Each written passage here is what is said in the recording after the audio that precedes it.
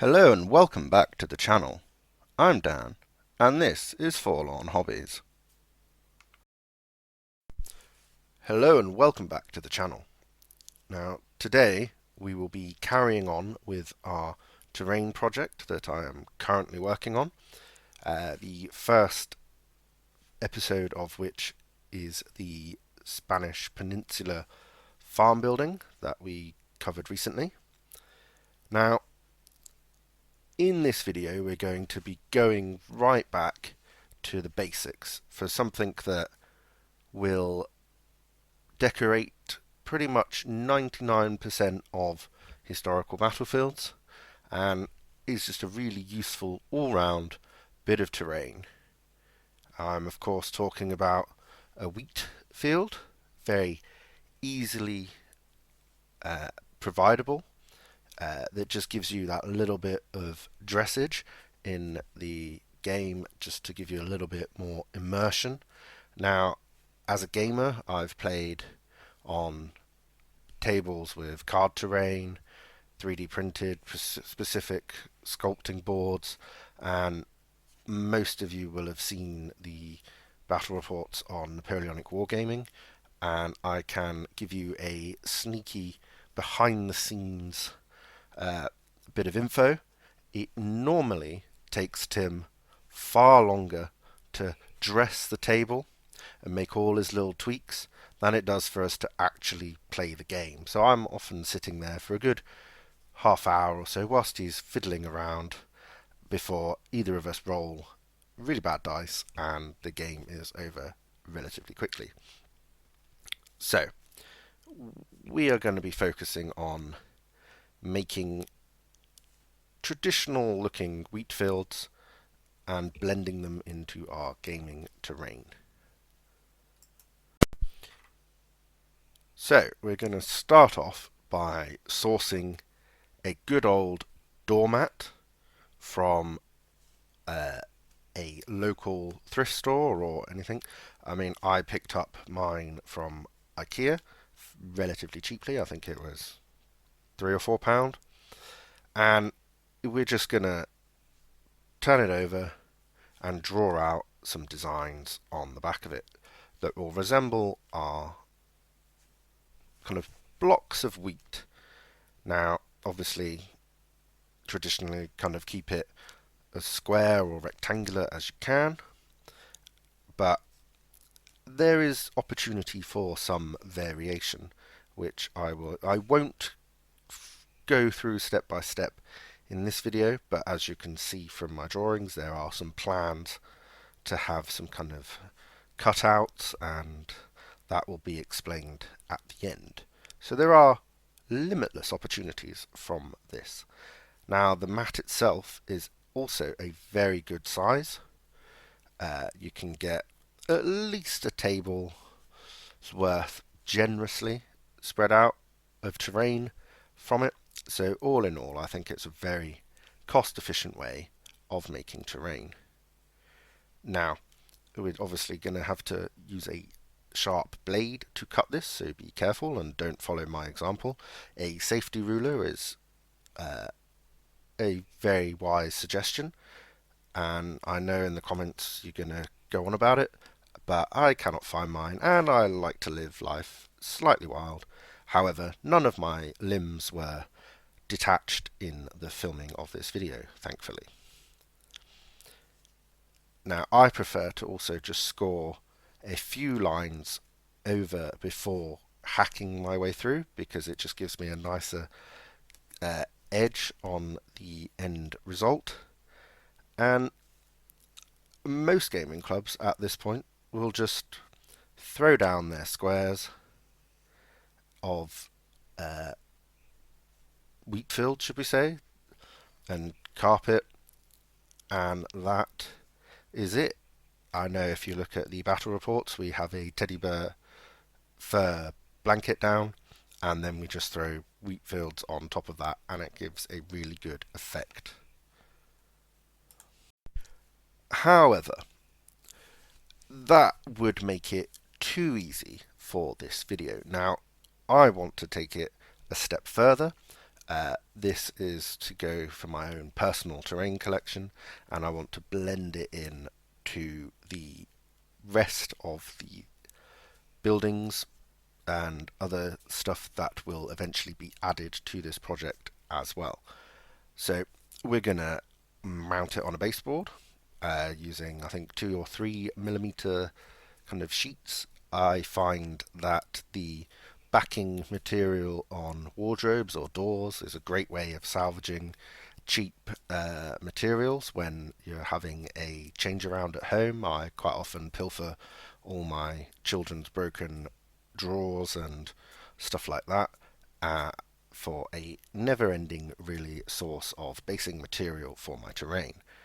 Now, I'm going to then glue the bits of carpet down onto the board using all those out of production expensive tomes that we have all gathered as gamers over the years to use as good weights for making sure that we have a smooth drying connection.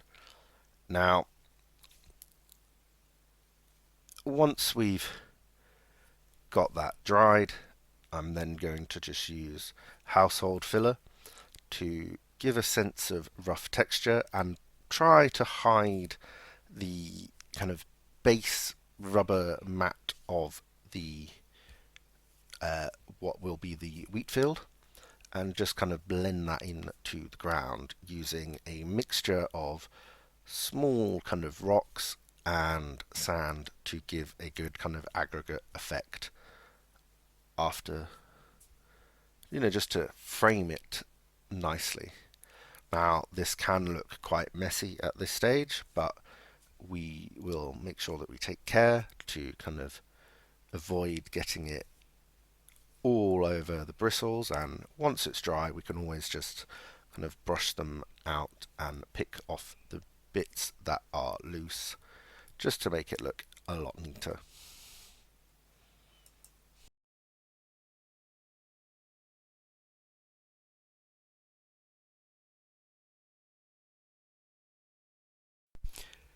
Now it's time to paint the terrain piece.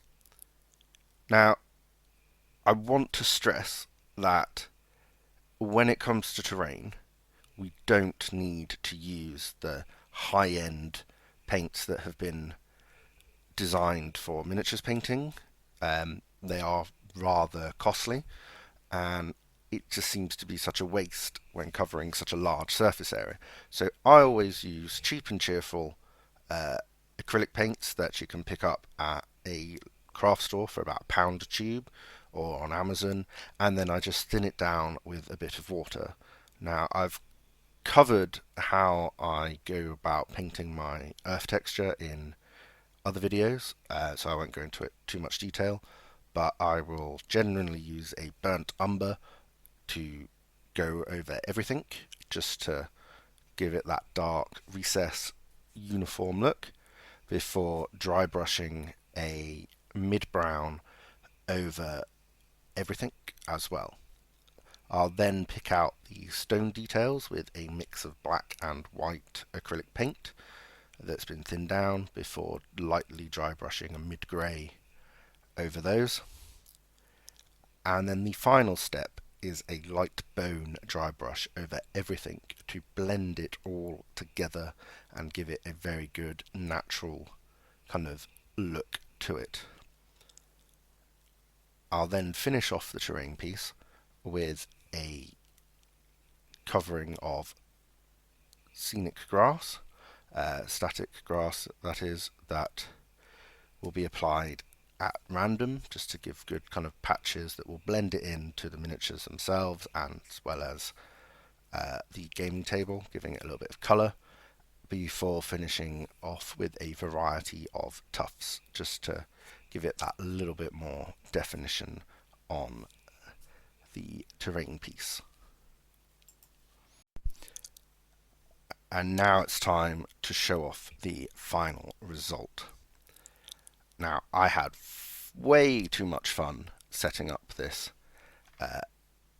kind of scene that we are seeing with the guerrillas being attacked by some Prussians of all people. Now, the Prussians, strictly speaking, were not in the peninsula. They were just the box that I had closest to hand. Now, I also added in some burnt out pieces of wheat, kind of to represent kind of like pillaged fields, or perhaps like a torch has been dropped, an explosion. Now, this would go really well for like a kind of ruined fantasy board. Um, and the only difference in the step was that I kind of cut it more unnatural. You'd have seen a few of these in that shot where I was drawing it out, where you had like the indents and stuff which I'd cut out. And before I did the all over bone dry brush, I would spray the kind of areas that I wanted to be burnt or represent the burnt kind of ground and the edges with a black spray can, just to represent that kind of like ash and burning kind of freshness of the wheat fields. Now, all of this terrain that you can see on the table was made from one doormat, a standard size doormat. So it really shows how versatile it can be, and I think you've got enough terrain for kind of two 4x4 boards, or if you're playing larger scale games, probably enough for with other buildings and some woods and stuff for a good kind of big sized historical game on an 8x6 as well. So it can really be cost efficient for you to make simple terrain at home as well. And that is it for today. Before I sign off, I just wanted to pre-warn you for next week's video. It may be something slightly different, but I'm hoping that you will enjoy it nonetheless. We'll be looking at a start to finish project, very frantic, and it will be in relation to the Horus Heresy event that I attended with Tim, which you may or may not have heard from his live streams. And although it's going to be aimed at like heresy content, the overall kind of look that I want to go for with the video is that even if you have no interest in the heresy, you can see it from a start to finish kind of project point of view, or if nothing else, you can just enjoy my ramblings and having a near breakdown as a little sneak treat for you. So I will hope to catch you in the next one. Oh, a wild Teresa has appeared.